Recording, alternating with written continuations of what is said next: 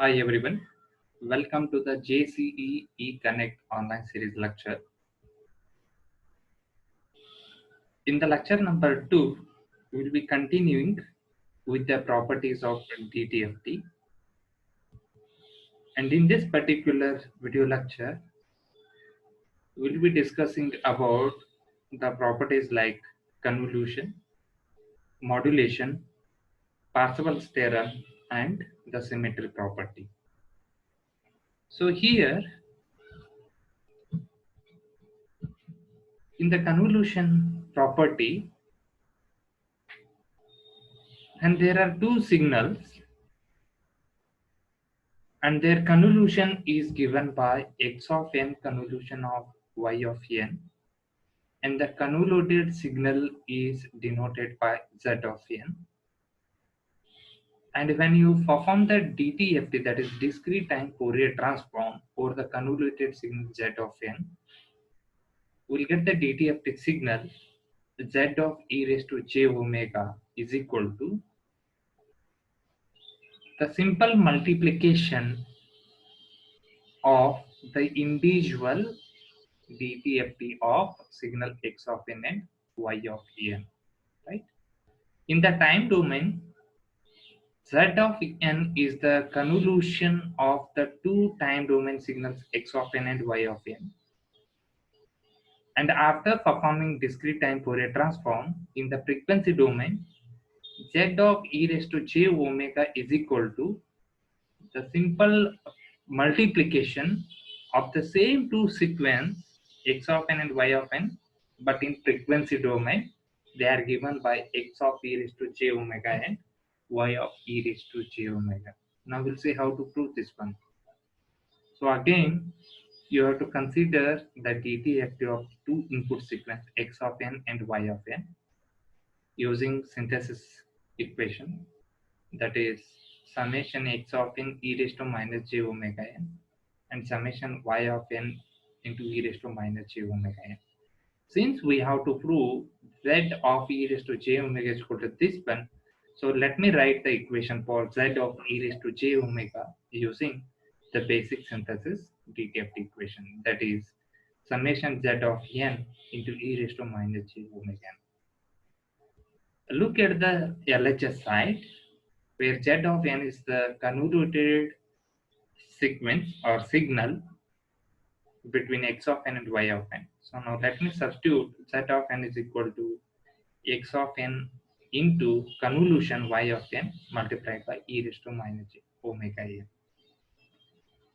And since these two sequences are discrete time sequences or signals, their convolution is given by the convolution sum, and their definition is summation k is equal to minus infinity to infinity x of k into y of n minus k, which is multiplied by this exponential.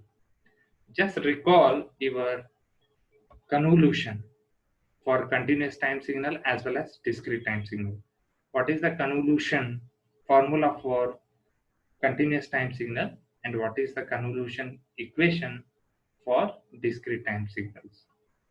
So now here we have two summation. So now let us change the order of or position of the summation so that it becomes the simple to get the required proof.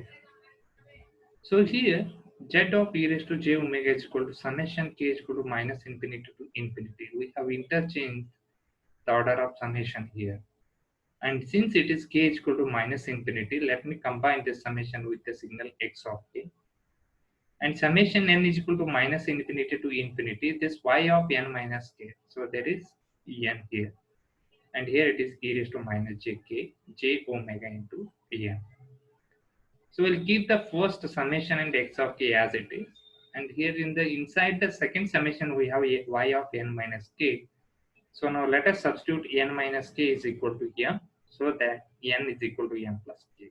So that substitution will make here, that is summation m is equal to minus infinity to infinity y of n, right?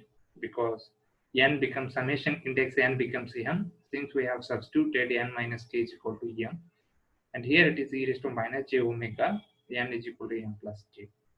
So substitute this, simplify this one. So we'll get two exponential terms, e raised to minus j omega m into e raised to minus j omega k. Since this second exponential term is having k parameter, let me combine with x of k here. And summation m is equal to minus infinity to infinity y of m, which is combined with e raised to minus j omega m. And this first summation with x of k and e raised to minus j omega k is nothing but x of e raised to j omega into this second summation with y of m and e raised to minus j omega m is y of e raised to j omega. So that is the required proof. So the next property we have is the modulation property. And during the discussion of modulation property for continuous time Fourier series, the modulation is nothing but in simple term, in simple words, modulation refers to the multiplication of the two signals, the time domain signals, right?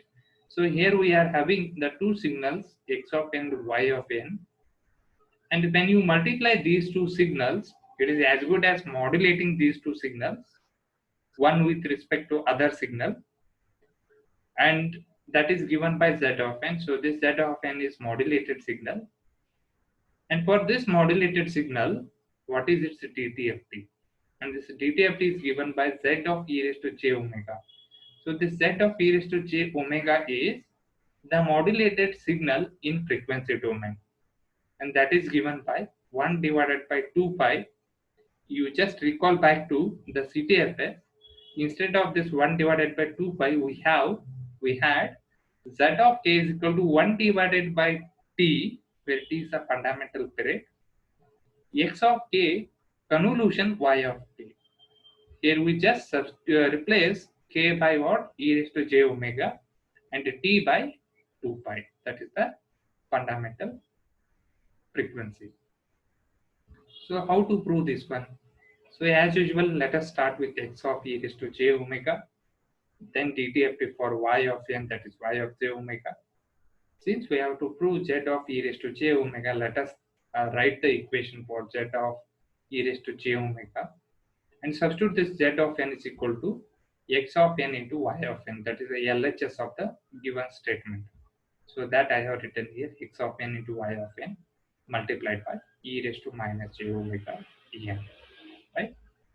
And from the synthesis equation, x of n is the non-periodic signal which can be written in terms of its DTFT, that is x of e raised to j beta, right? Instead of omega, since here already we have omega in the above equation, just to avoid the ambiguity confusion, we'll have the beta here. So 1 by 2 pi integration from minus infinity to minus pi to plus pi, x of e raised to j beta, e raised to beta n into d beta. Substituting this equation, the second equation in the first equation, star equation, you will get x of e raised to j omega is equal to summation as it is, y of n will, the second signal y of n will keep as it is, and the first signal x of n is replaced by this double star equation by this way. Since we have both integration as well as summation, according to, for our ease of simplification, right, let us interchange the order of summation as well as integration. So we'll take 1 by 2 pi and integration outside along with x of e raised to j beta as it is, and we'll write remaining summation term and other terms as it is, that is summation n is equal to minus infinity to infinity y of n e raised to j beta n into e raised to minus j omega n into d beta, right? So let us combine these two exponential terms with some common terms, that is e raised to minus j omega minus beta into n dp, and 1 divided by 2 pi integration from minus pi to pi x of e raised to j beta into y of e raised to minus j omega minus beta, right? So this is nothing but the convolution in frequency domain. See here.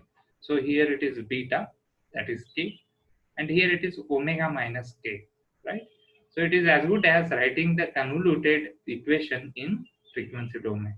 So that's why this can be written as the convolution between the two signals in frequency domain, that is 1 divided by 2 pi x of e raised to j omega convolution y of e raised to j omega. And the next property comes is the Parseval's theorem, which is very important. And this Parseval's theorem states that if the time domain signal x of n, its DTFT is x of e raised to j omega, then the LHS what we have here is it gives the energy of the signal x of n. That is the sum of the squared signal x of n gives the energy of the signal E. And RHS is 1 divided by 2 pi over 2 pi. Integration 2 pi means this you can write as minus pi to plus pi. X of e raised to j omega squaring d omega. And this gives the energy spectrum density of the signal x of n, right? So what is the energy density of each frequency content of the signal? Each frequency of the signal has some energy. So that is calculated by this RHS part of this statement. So let us prove this one. We'll take LHS. So LHS is E is equal to this. LHS is nothing but energy of the signal. E is equal to summation n is equal to minus infinity to infinity. Squared magnitude of x of n, right? So that is n is equal to minus infinity to infinity x of n, and this can be written as squared signal x of n and its complex conjugate x star of n. So keeping x of n as it is, let us write x star of n using the equation which we have seen in the very first slide, that is a basic definition, right? So 1 divided by 2 pi integration 2 pi x star of e raised to j omega into e raised to minus j omega n into d omega, right? And changing the order of summation and integration, we get 1 divided by 2 pi and this integration x star of e raised to j omega, and then we'll write summation x of n and combine with e raised to minus j omega n. So 1 divided by 2 pi integration minus pi to pi or 2 pi x star of e j omega, and this can be written as this summation term can be written as x of e raised to j omega, right? So when you multiply, when you take the magnitude, you will get x of e raised to j omega square into d omega, and this is the required, the RHS part of the Parseval's theorem. And the next property comes is symmetry. This is very simple and important also. We'll see just the statement. The proof is not required. If DTFT of x of n is x of e raised to j omega, then if the time domain signal x of n is real, then x star of e raised to j omega means the conjugate of this x of e raised to j omega is equal to x of e raised to minus j omega, right? So here the sign, the imaginary variable sign of the imaginary variable is changed, right? So e raised to minus j omega if the signal x of n is real. If the signal x of n is real as well as even, so real and even means if x of minus n is equal to x of n, then the imaginary part of this x of e raised to j omega will be 0. That means the x of e raised to j omega is purely real. And similarly, if x of n is real and odd, that is, what do you mean by odd here? If it has to satisfy condition x of minus n is equal to minus of x of n, then its real part will be 0. That means it is purely imaginary. And the last property comes is the frequency differentiation, right? So whenever you differentiate the DTFT signal, that is the frequency domain signal. Which one is the frequency domain signal here? X of e raised to j omega is the frequency domain signal, and x of n is the time domain signal. Whenever you differentiate the frequency domain signal with respect to omega, then the time domain signal x of n has to be multiplied by minus j times n. So that is the LHS we have here, right? And since they are uh, DTFT phase, you can write minus jn x of n. Its DTFT is given by d by d omega. That is the differentiation of x of e raised to j omega, right? So whenever some signal is given like this minus jn x of n, right? You can directly, its DFT is given by what? D of d omega is equal to x of e raised to j omega, right? So how they will ask the problems on this, right? So they will give x of n, some signal they will give x of n, and they will ask you to find what is minus j times n x of n. Then what you have to do is, right? So you find the DTFT of x of n, you will get x of e raised to j omega. Then you differentiate this x of e raised to j omega with respect to omega, then you will get minus j n x of n value. So now let us see the proof. It is x of e raised to j omega. It is the basic definition. So now let us differentiate on both sides with respect to omega, right? So here it is d by d omega, x of e raised to j omega. Here also I am taking the differentiation with respect to omega, right? So changing the differentiation and order of summation in the RHS, so we'll get, so LHS remains same. So summation I have taken first along with x of n. Now let us differentiate this e raised to minus j omega n with respect to omega. So what you will get? You will get summation x of n. It is minus j n e raised to minus j omega n. So now let us combine this minus j n with x of n, and we'll write e raised to minus j omega n as it is. And comparing this with the equation 1, so we can write x of e raised to j omega. So you have to compare this one with this equation. So you'll get minus j n x of n is equal to d of d omega x of e raised to j omega. So the differentiation of this frequency domain signal is equal to minus j n times x of n. So these are the property we have for the discrete time Fourier transform. In the next video lecture, we'll discuss some important problems on DTFT.